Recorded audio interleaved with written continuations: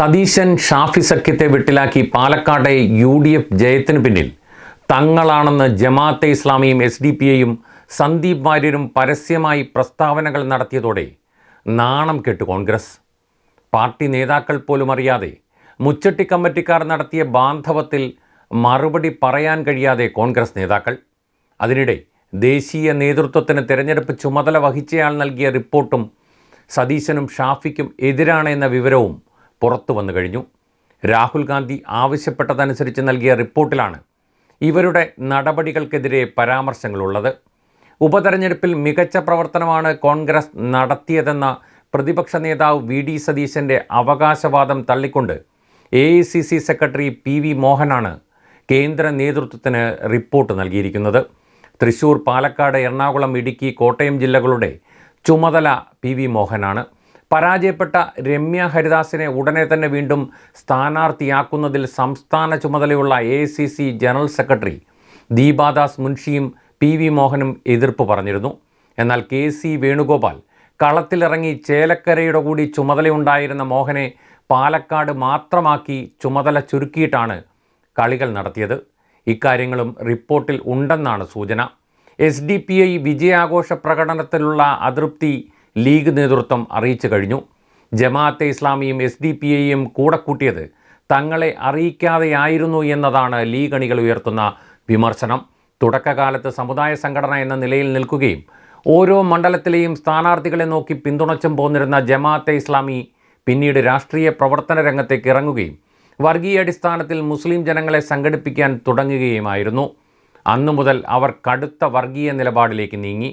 CPIM ഒരു ഘട്ടത്തിലും അവരുടെ പിന്തുണ തേടി പോയിട്ടില്ലെന്ന് ഓരോ ഘട്ടത്തിലും എടുത്ത നിലപാടുകൾ തെളിയിക്കുന്നു. പണ്ട് CPIMനും ജമായത്തെ ബന്ധമുണ്ടായിരുന്നു എന്ന നുണക്കഥയുമായി UDF പത്രവും കോൺഗ്രസ് ലീഗ് നേതാക്കളും പ്രതിരോധിക്കാൻ ശ്രമിച്ചെങ്കിലും അതെല്ലാം പാളുകയാണ്. ജമാഅത്തെ ഇസ്ലാമിയുടെ അമീർ മുഖ്യമന്ത്രി പിണറായി വിജയനെ ഓഫീസിൽ സന്ദർശിക്കുന്ന ചിത്രം തെറ്റായ വിശദീകരണത്തോടെ പ്രചരിപ്പിക്കേണ്ട അവസ്ഥയിലായി UDF. സംസ്ഥാന മുഖ്യമന്ത്രി ഒരു സംഘടനയുടെ നേതാക്കൾ ഓഫീസിൽ സന്ദർശിക്കുന്നത് പുതിയ കാര്യമല്ല. അതിനെ രാഷ്ട്രീയ കൂടിക്കാഴ്ചയാക്കി വളർത്താനാണ് നീക്കം. തെരഞ്ഞെടുപ്പിന് മുമ്പ് RSS നേതാക്കളെ സർക്കാർ ഉദ്യോഗസ്ഥർ കണ്ടു എന്ന കള്ളപ്രചരണവും മാപ്രകൾ നടത്തിയതും നമ്മൾ കണ്ടതാണ്. പാലക്കാട് ജില്ലയിലെ ഓമല്ലൂർ ഗ്രാമപഞ്ചായത്ത്, തിരുവനന്തപുരത്തെ നഗരൂർ ഗ്രാമപഞ്ചായത്തിലെ വിഷയങ്ങൾ സംബന്ധിച്ച് വന്ന വാർത്ത, പത്തനംതിട്ട മുനിസിപ്പാലിറ്റിയിലെ ചെയർമാൻ തെരഞ്ഞെടുപ്പിൽ LDF സ്ഥാനാർത്ഥിക്ക് 3 സ്വതന്ത്ര കൗൺസിലർമാർ വോട്ട് ചെയ്ത സംഭവത്തെ വളച്ചൊടിച്ചു. SDPIയിലെ 3 പേരുടെ വോട്ട് കൊണ്ട് LDF വിജയിക്കുകയല്ല ഉണ്ടായത്. പത്തനംതിട്ടയിലെ കോട്ടാങ്ങൽ ഗ്രാമപഞ്ചായത്തിൽ SDPI LDF ആവശ്യപ്പെടാതെ തന്നെ പിന്തുണ നൽകി. ഇത് കാരണം 2 തവണ LDF പ്രസിഡന്റ് സ്ഥാനം രാജിവെച്ചു. മൂന്നാമത് തെരഞ്ഞെടുപ്പ് വന്ന അവസരത്തിൽ വീണ്ടും രാജിവെച്ചാൽ എതിരായി നിന്ന BJP സ്ഥാനാർത്ഥി വിജയിക്കുമെന്ന് മറ്റൊരു കേസിൽ ഹൈക്കോടതി വ്യക്തമാക്കിയ സാഹചര്യത്തിലാണ് രാജിവെക്കാതിരുന്നത്.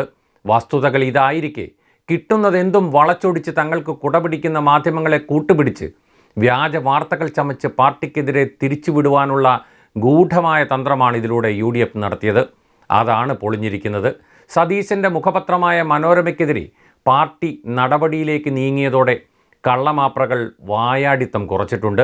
തദ്ദേശ സ്വയംഭരണ സ്ഥാപനങ്ങളിൽ SDPIയും ജമാഅത്തെ ഇസ്ലാമിയുമായും ചേർന്ന് LDF ഭരിക്കുകയാണെന്ന് പറഞ്ഞ് മലയാള മനോരമ പ്രസിദ്ധീകരിച്ച വാർത്തയ്ക്ക് യാഥാർത്ഥ്യങ്ങളുമായി യാതൊരു ബന്ധവുമില്ല എന്ന് ചൂണ്ടിക്കാട്ടി നിയമവിദഗ്ധരുമായി ആലോചിച്ച് നിയമ നടപടികൾ ഉൾപ്പെടെ സ്വീകരിക്കുമെന്നാണ് CPM നേതൃത്വം അറിയിച്ചത്.